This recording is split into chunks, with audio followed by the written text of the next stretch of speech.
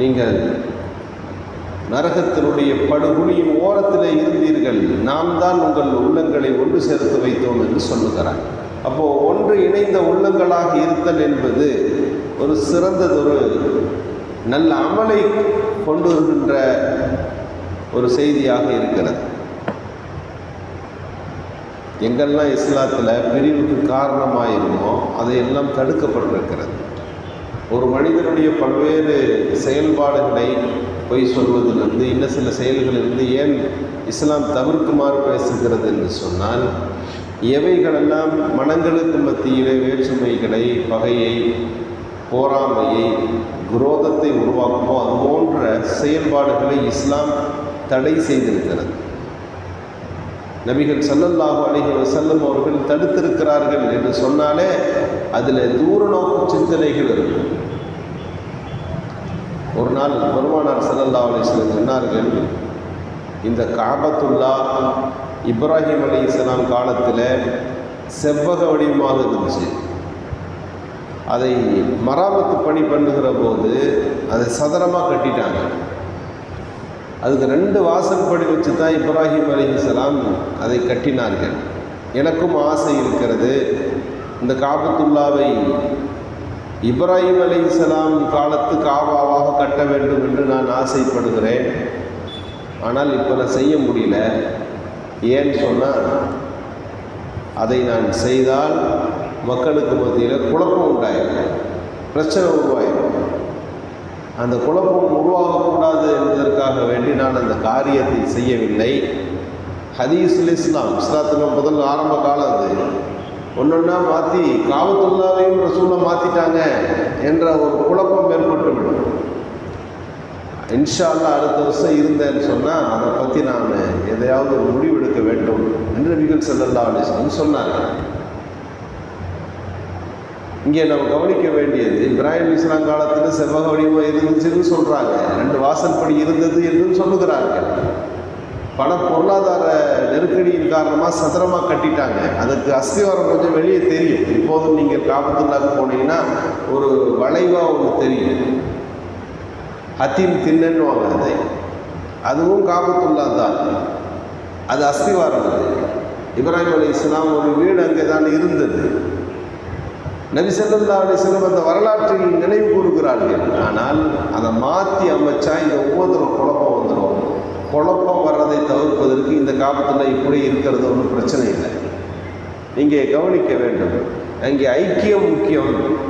காபத்துல்லாவின் பழைய வடிவத்தை விட மக்களுக்கு மத்தியில் எந்த குழப்பமும் ஏற்படாமல் இருப்பது ரொம்ப முக்கியம்னு ரசூலுல்லாஹி இங்கே விரும்புகிறார்கள் என்றால், அதே மாதிரி நடந்தது. ரசூலுல்லாஹி ஸல்லல்லாஹு அலைஹி வஸல்லமுடைய மறைவுக்கு பிறகு அப்துல்லா இப்னு ஜுபைர்னு ஒரு ஆட்சியாளர் வந்தார். ரசூலுல்லாஹுடைய மிக நெருங்கிய உறவினர். ஆயிஷா ரலியல்லாஹு அன்ஹா வந்து கேட்டாங்க, ரசூலுல்லாஹுக்கு இந்த உலகத்தில் செய்ய முடியாமல் போன, ஆசைப்பட்டு நிறைவேற்ற முடியாமல் போன ஏதாவது ஒரு விஷயம் இருக்கான்னு கேட்டாங்க. அப்போது நபி ஹஜ்ரத் ஆயிஷா ரலியல்லாஹு சொன்னாங்க, ஆமாம், நபிகள் ஸல்லல்லாஹு அலைஹி வஸல்லம் காபத்துல்லாவை மாற்றி அமைக்க வேண்டும்னு விரும்பினாங்க, ஆனால் இல்லை, மௌத்தா போயிட்டாங்க என்று சொன்னாங்க. உடனே அப்துல்லா இப்னு ஜுபைர் ரலியல்லாஹு காபத்துல்லாவை அந்த செவற்றை எடுத்துவிட்டு ஹத்தீமோடு சேர்த்து செவ்வக வடிவத்தில் கட்டி 2 வாசலை வைத்து ரசூலுல்லாஹ் நினைத்ததை போல கட்டிவிட்டார்கள். கொஞ்ச காலம் இருந்துச்சு. மக்கள் என்ன சொன்னார்கள்னா, ரசூலுல்லாஹ் காலத்தில் ஒரு காபத்துல்லா இருந்ததே, அந்த காபத்துல்லாவை தான் நாங்கள் பார்க்க விரும்புகிறோம். ரசூலுல்லாஹ் காலத்தில் எந்த காபத்துல்லா அவர்களால் கண்ணால் காணப்பட்டதோ அந்த காபத்துல்லா எங்களுக்கு வேணும்னு மக்கள் பேச ஆரம்பித்தார்கள். அடுத்த ஆட்சியாளர் வந்தார், அதை மாற்றி அமைச்சார். ஒவ்வொருவரும் மாற்றி அமைப்பதை பார்த்துவிட்டு மார்க்க வல்லுநர்கள் சொன்னார்கள், இந்த உம்மத்தில் ஏகோபித்த முடிவாக எடுங்க, இனி காபத்துல்லாவை வந்து மாற்றுறது இல்லை, இருக்கிற மாதிரி வச்சிருங்க என்று முடிவெடுத்தார்கள். ஒவ்வொரு ஆட்சியாளர் வந்தது அதை மாற்றி அமைப்பது. உங்களுடைய அரசியல் விளையாடுவதற்காக காபாவின் சுவர்களை நீங்கள் ஆக்காதீர்கள் என்று இமாம் மாலிக் ரஹ்மத்துல்லாஹி அலைஹி திட்டவட்டமாக தீர்க்கமாக சொன்னதற்கு பிறகு காபத்துல்லா அதே வடிவத்தில் கியாமத்து வரை இருப்பதற்கான முடிவு செய்யப்பட்டது. இங்கே நான் கவனிக்க வேண்டும், நபி ஸல்லல்லாஹு அலைஹி வஸல்லம் சொன்னார்கள், நான் மாற்றினா குழப்பம் பயப்படுறேன், அதனால் செய்கிறேன். அப்போ ஒரு நல்ல செயலாக இருந்தாலும் பிரச்சனை வரும்னா அதை தள்ளி போடுவதில் தப்பு இல்லை. பெருமானார் ஸல்லல்லாஹு அலைஹி வஸல்லம் எத்தனையோ நல்ல விஷயங்களை சொல்ல வேணாம்னு சொல்லிடுவான். இப்போ சொல்ல வேணாம், இப்போ அதுக்கு நேரம் இல்லை, இப்போ அது டைம் இல்லை. நல்ல காரியம் மண்கால லா இலாஹ இல்லல்லாஹ் தஹலல் ஜன்னா, லா இலாஹ இல்லல்லாஹ்னா சொர்க்கம் போயிடலாம். ஆனால் இப்போ சொல்ல வேண்டாம். நபி ஸல்லல்லாஹு அலைஹி வஸல்லம் ரொம்ப காலம் இந்த ஹதீஸ் தடை செய்யப்பட்டது, தடுத்து வைக்கப்பட்டது. முதல் தடவை இதை சொன்னபோது ஹஜ்ரத் அபூ ஹுரைரா ரலியல்லாஹு ஊருக்கு மக்களுக்கு மத்தியில் சொன்னார்கள், லா இலாஹ இல்லல்லாஹ்னு சொன்னாலே சொர்க்கம் போயிடலாம். ஹஜ்ரத் உமர் ரலியல்லாஹு அவருடைய நெஞ்சில் ஒரு அடி அடித்தார்கள், கீழே அவர் விழுந்துட்டார். அவர் ரசூலுல்லாஹி ஸல்லல்லாஹு அலைஹி வஸல்லம் இடத்துல வந்தார். உமர் ரலியல்லாஹு வந்தாங்க, சொன்னார்கள், உமர் ரலியல்லாஹு யா ரசூலல்லாஹ் லா இலாஹ இல்லல்லாஹ் அப்படின்னு சொன்னாலே சொர்க்கம் போயிடலாம்னா எதுக்கு தொழுகையை விட்டு விடுவார்கள், நோன்பை விட்டு விடுவார்கள், எந்த அமலையும் யாரும் செய்ய மாட்டார்கள். கலிமா சொல்லிட்டா முஸ்லீம், சொர்க்கம் போயிடலாம். அமல்ல செய்ய வேண்டிய அவசியம் என்ன? ஜக்காத் ஏன் தர வேண்டும், ஏன் இஸ்லாமிய சட்டங்களுக்கு கட்டுப்பட வேண்டும், அதில் எல்லாத்துலேயும் பிரச்சனை வந்துடும். இந்த வார்த்தையில் இவ்வளோ பெரிய பிரச்சனை இருக்கிறது என்று சொன்ன உடனே உமர் ரலியல்லாஹு அவர்கள் சொன்னதை நபிகள் ஸல்லல்லாஹு அலைஹி வஸல்லம் அவர்கள் புரிந்திருந்தார்கள்.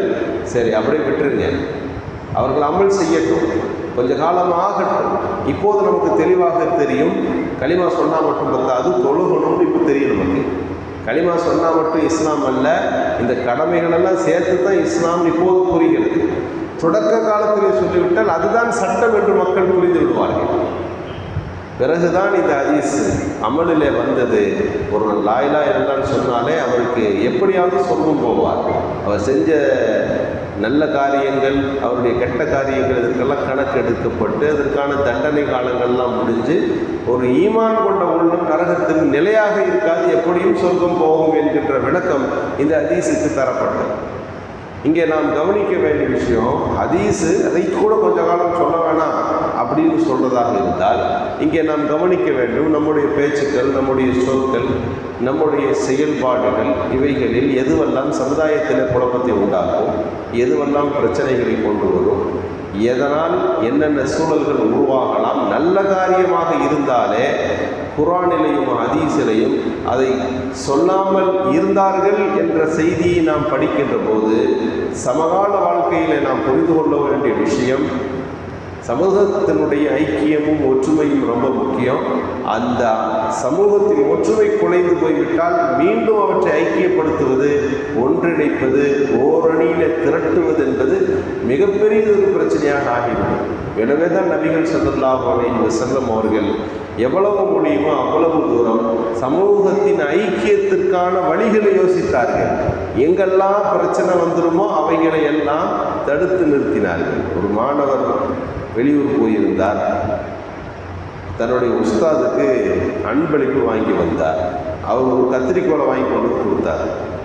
ஆசிரியர் சொன்னாராம், எப்போ எனக்கு ஒரு ஊசி வாங்கி கொடுத்துருக்கலாம், ஊசின்னா நான் 2 துணியை தைக்கிறதுக்கு பயன்படுத்தியிருப்பேன், இந்த கத்திரிக்கோள் 2 துணியை வெட்டல்லவா செய்யும், நான் வெட்டி பிரிப்பவன் அல்லவே, ஒட்டி ஒன்று சேர்ப்பவன் அல்லவா என்று உஸ்தாது சொன்னாராம். இன்றைக்கு தேவை கத்திரிக்கோள்கள் அல்ல, இன்றைக்கு சமூகத்தின் அடிப்படைகள் ஊசிகளாக இருந்து செயல்படுகின்ற பண்பாளர்கள் இன்றைக்கு தேவைப்படுகிறார்கள்.